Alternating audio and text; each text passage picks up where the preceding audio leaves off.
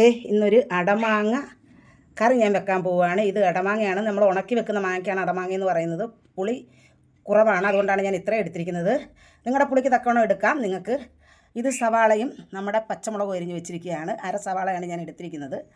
അപ്പോൾ അതുപോലെ തന്നെ കൂട്ടെന്ന് പറയുന്നത് ജീരകവും ചെറിയ ഉള്ളി 2 എണ്ണവും തേങ്ങയും മാത്രമാണ്. നന്നായിട്ട് അരച്ച് വെച്ചിരിക്കുകയാണ്. ഇനി നമുക്കത് തയ്യാറാക്കുന്നതിലേക്ക് പോകാം. ചട്ടി ചൂടായപ്പോൾ നമ്മൾ എണ്ണ ഒഴിച്ചു കൊടുത്തിട്ടുണ്ട്. ഇനി അതിലേക്ക് സവാള ഉള്ളിയും പച്ചമുളകും അല്പ കറിവേപ്പിലയും കൂടി ഇട്ട് കൊടുക്കാം. അത് വഴറ്റിയെടുക്കാം. അല്പം മഞ്ഞൾപ്പൊടി നമ്മൾ കൂട്ടിനകത്ത് ചേർത്തിട്ടുണ്ട്.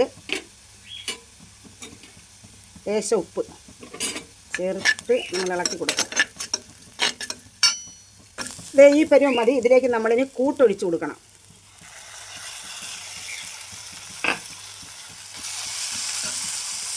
നമ്മുടെ അടമാങ്ങയും കൂടെ നമ്മൾ ചേർത്ത് കൊടുക്കണം.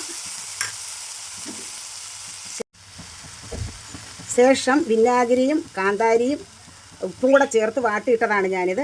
അതിട്ട് കൊടുക്കുവാണ്. അതില്ലാത്തവർ ചേർക്കണമെന്നില്ല, അത് ഓപ്ഷനിലാണ്. ഇനിയിപ്പോൾ ആവശ്യത്തിന് വെള്ളം ചേർത്ത് കൊടുക്കുക.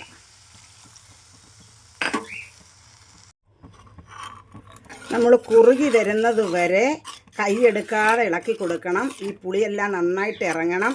പിന്നെ ഒരല്പം വിനാഗിരി ഞാൻ ചേർത്ത് കൊടുക്കുന്നുണ്ട്. നിങ്ങൾക്ക് വേണമെങ്കിൽ മാത്രം ചേർക്കുക, ഓപ്ഷനിലാണ് അതും.